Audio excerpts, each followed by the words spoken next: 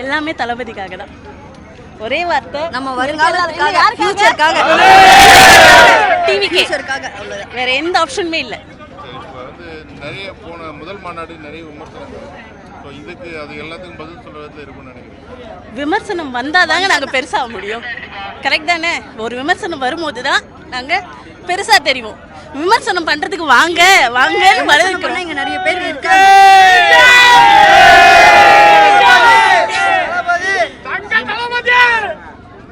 சீமான் அவர்கள் பேசின இதை பார்த்தீங்களா? அதுக்கு உங்களோட பதில் இல்லைங்க, டைம் இல்லை.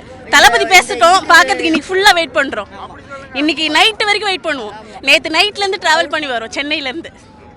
700 கிலோமீட்டர்ஸ். சென்னையிலேருந்து எப்படி எத்தனை பேர் வந்திருக்கீங்க? காரில் நாங்கள் 2 பேர் காரில் வந்தோம்.